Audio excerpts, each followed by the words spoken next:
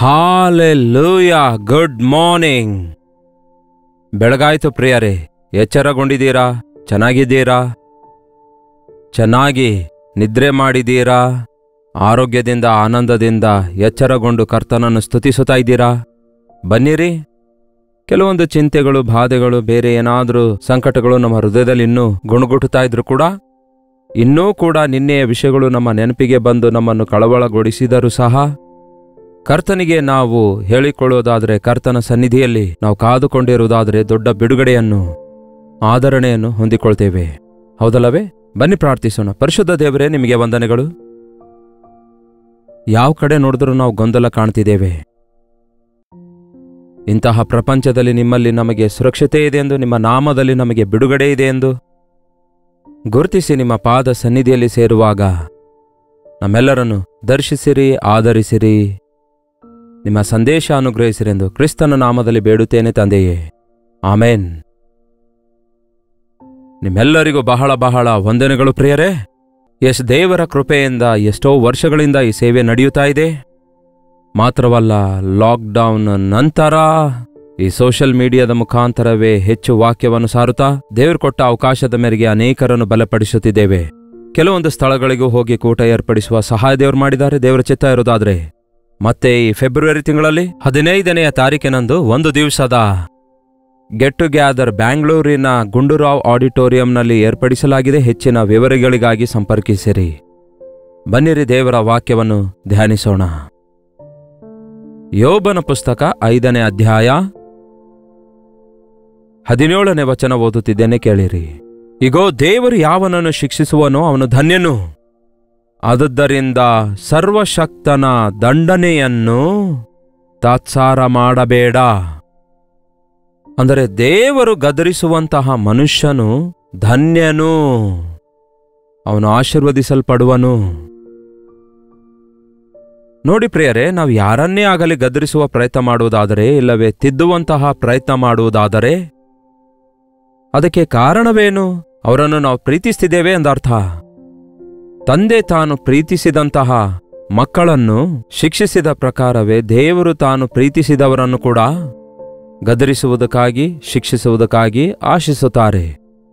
ನನ್ನ ಗದರಿಕೆಯನ್ನು ಕೇಳಿ ತಿರುಗಿಕೊಳ್ಳಿರಿ, ನೀವು ಅಭಿವೃದ್ಧಿಯಾಗುತ್ತೀರಿ, ನೀವು ಕೇಡಿನಿಂದ ತಪ್ಪಿಸಲ್ಪಡ್ತೀರಿ ಎಂದು ಎಷ್ಟೋ ಸ್ಥಳಗಳಲ್ಲಿ ನಾವು ಸತ್ಯವೇದದಲ್ಲಿ ಕಾಣುತ್ತೇವೆ.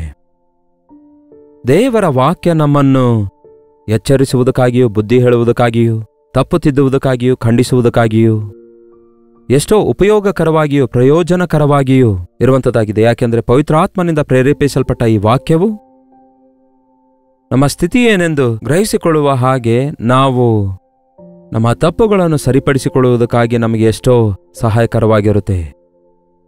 ದೇವರು ತನ್ನ ವಾಕ್ಯದಿಂದ ಗದರಿಸುತ್ತಾರೆ, ತನ್ನ ದೈವಸೇವಕರ ಮೂಲಕ ಗದರಿಸುತ್ತಾರೆ. ಕೆಲವೊಂದು ಸಾರಿ ನಿಮ್ಮ ಮನಸಾಕ್ಷಿಯ ಮುಖಾಂತರ ದೇವರು ಗದರಿಸುತ್ತಾರೆ. ನಾವು ದೇವರ ಕೋಪವನ್ನು, ಇಲ್ಲವೇ ಆತನ ಉಗ್ರತೆಯನ್ನು ನಮ್ಮ ಸುತ್ತಲೂ ಜರುಗುತ್ತಿರುವಂತಹ ಪರಿಸ್ಥಿತಿಗಳ ಮೂಲಕ ಕೂಡ ತಿಳಿದುಕೊಳ್ಳಬಹುದು.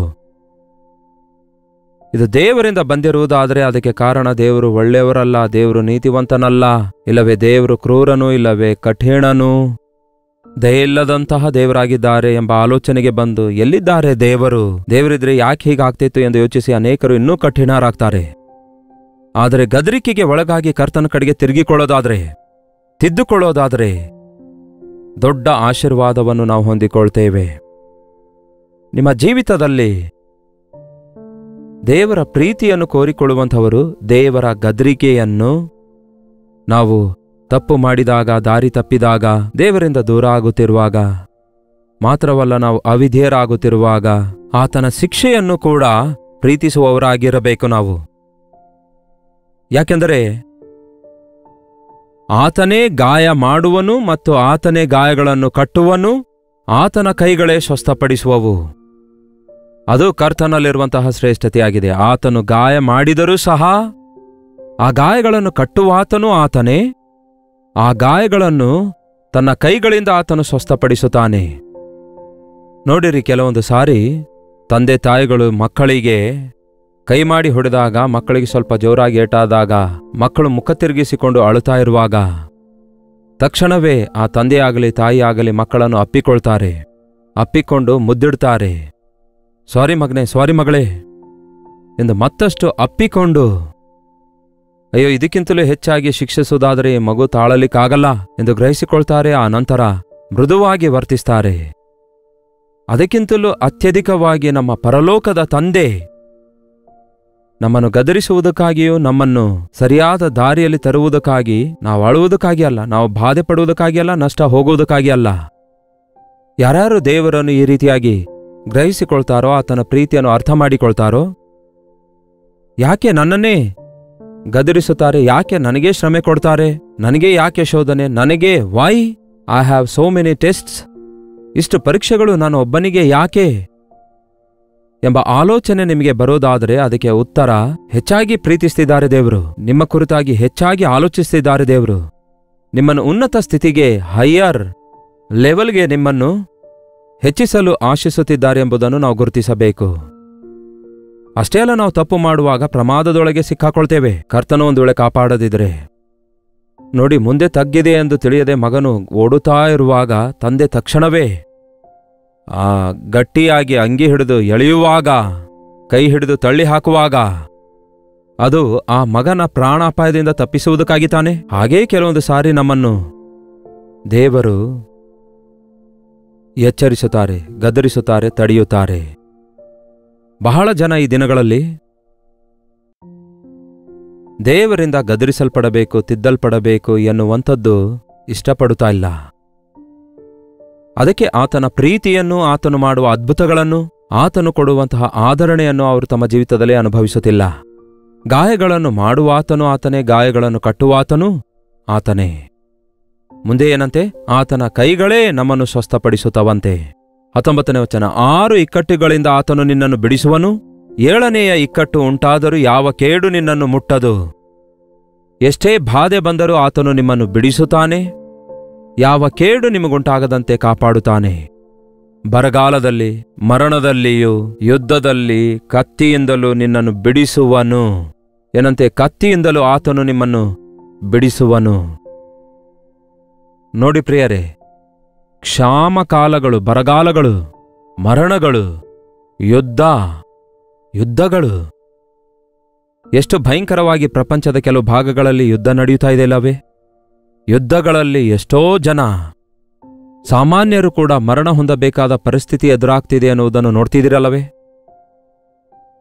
ಮತ್ತೆ ನೀವೆಲ್ಲರೂ ಕೆಲವೊಂದು ಸಾರಿ ನ್ಯೂಸ್ ಕೇಳೇ ಇರ್ತೀರಲ್ಲವೇ? ಟರ್ಕಿನಲ್ಲಿ, ಸಿರಿಯಾದಲ್ಲಿ ಗತಕಾಲದಲ್ಲಿ ಭಯಂಕರವಾದ ಭೂಕಂಪ ಉಂಟಾಯ್ತಲ್ಲವೇ?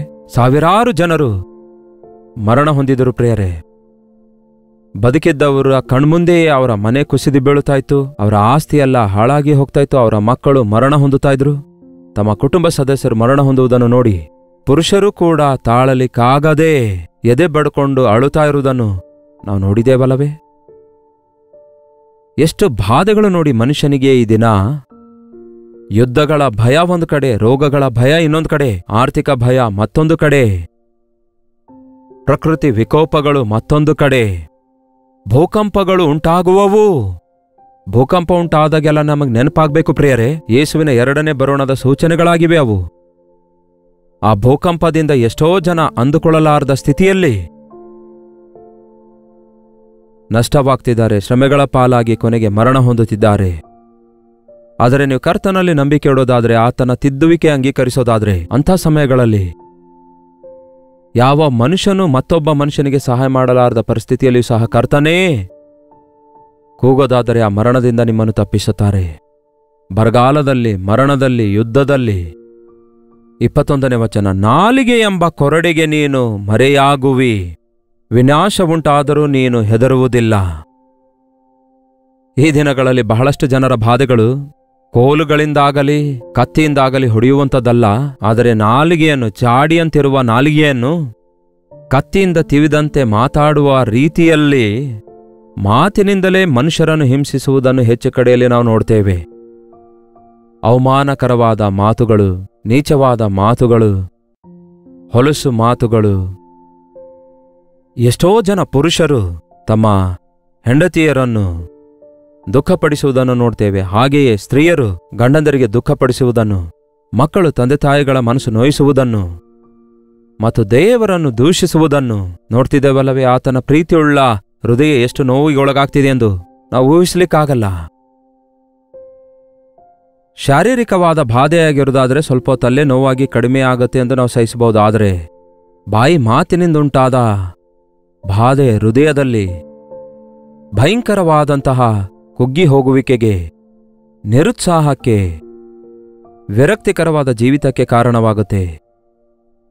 ಅದಕ್ಕೆ ಯೇಸು ಹೇಳ್ತಾರೆ, ನೀವು ನನ್ನಲ್ಲಿ ನಂಬಿಕೆ ಇಡೋದಾದರೆ, ನನ್ನ ಶಿಕ್ಷೆ ಪ್ರೀತಿಸೋದಾದರೆ, ನನ್ನ ಗದರಿಕೆ ಕೇಳಿ ತಿರುಗೋದಾದರೆ, ನಿಮಗೆ ಯಾವ ಆ ಬರಗಾಲ ಇಲ್ಲದಂತೆ, ಮರಣ ಬರದಂತೆ, ಯುದ್ಧದಲ್ಲಿ ನಾಶನವಾಗದಂತೆ, ಕೊನೆಗೆ ಬಾಯಿಯ ಮಾತಿನಿಂದುಂಟಾಗುವ ನೋವು ಕೂಡ ನಿಮಗೆ ಇಲ್ಲದಂತೆ ಮಾಡುತ್ತೇನೆಂದು ಹೇಳುತ್ತಾರೆ.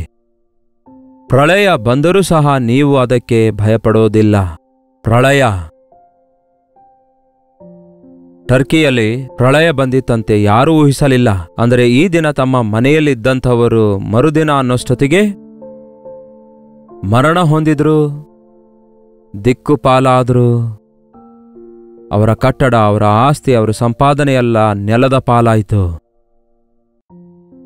ಪ್ರಳಯಗಳು ಬರ್ತವೆ. ಈ ಅಂತ್ಯಕಾಲದಲ್ಲಿ ಅಪಾಯಕರವಾದ ಭಯಂಕರವಾದ ದಿನಗಳು ಬರ್ತವೆ.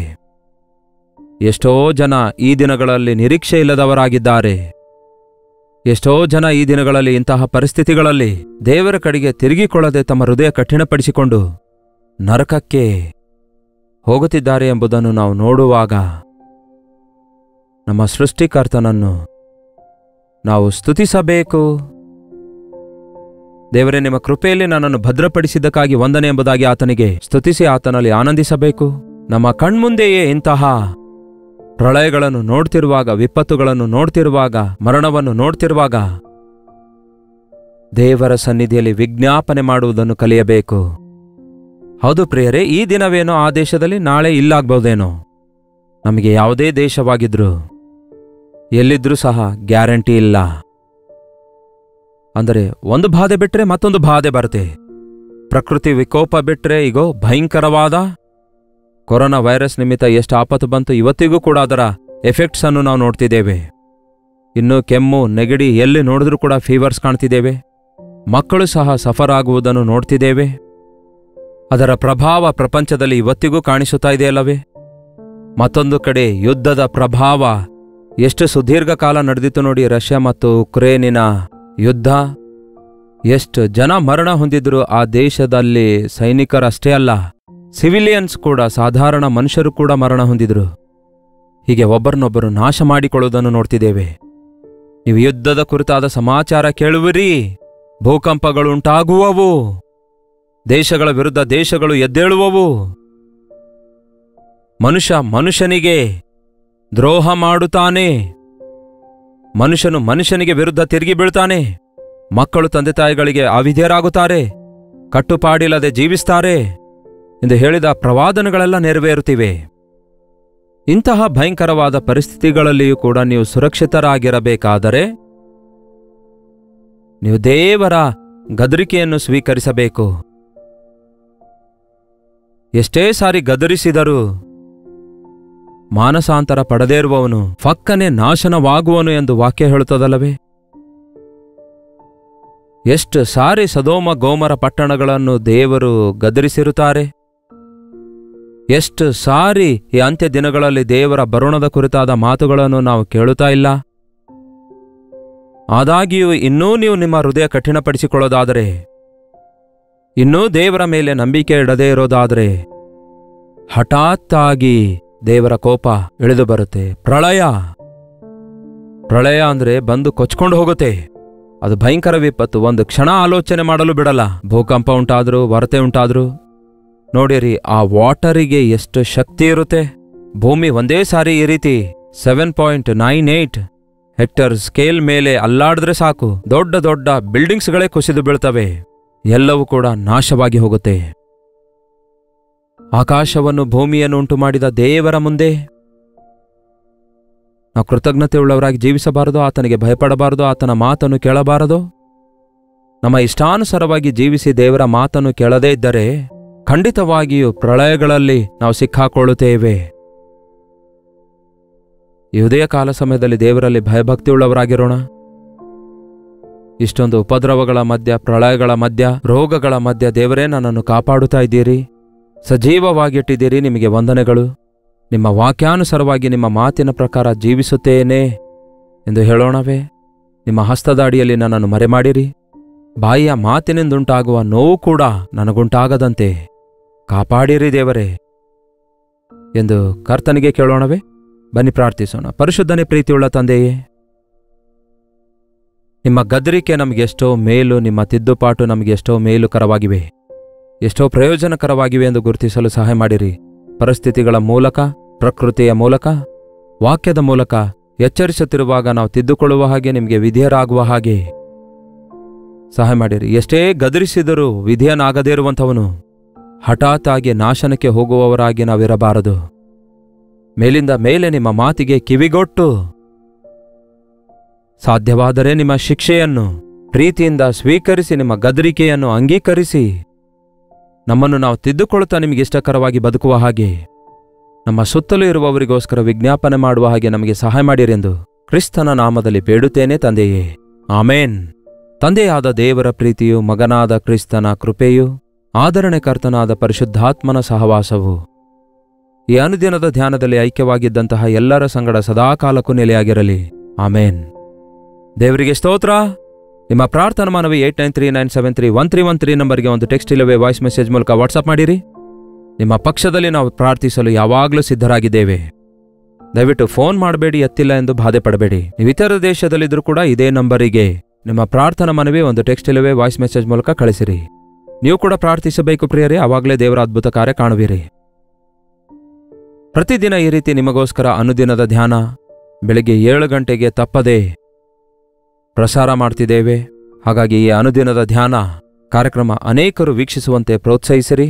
ಡಾಕ್ಟರ್ ಜೈಪಾಲ್ ಕನ್ನಡ ಯೂಟ್ಯೂಬ್ ಚಾನಲ್ಗೆ ಇನ್ನೂ ಸಬ್ಸ್ಕ್ರೈಬ್ ಮಾಡಿಕೊಳ್ಳದಿದ್ದರೆ ಸಬ್ಸ್ಕ್ರೈಬ್ ಮಾಡಿಕೊಳ್ಳಿರಿ.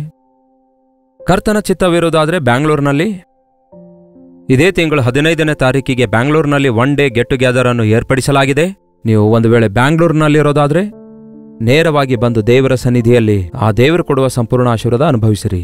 ಕರ್ತನ ಚಿತ್ತವಿರುವುದಾದರೆ ನಾಳೆ ಭೇಟಿಯಾಗೋಣ. ಅಲ್ಲಿವರೆಗೂ ದೇವರ ಮಹಾಕೃಪೆ ನಿಮ್ಮೊಂದಿಗಿರಲಿ.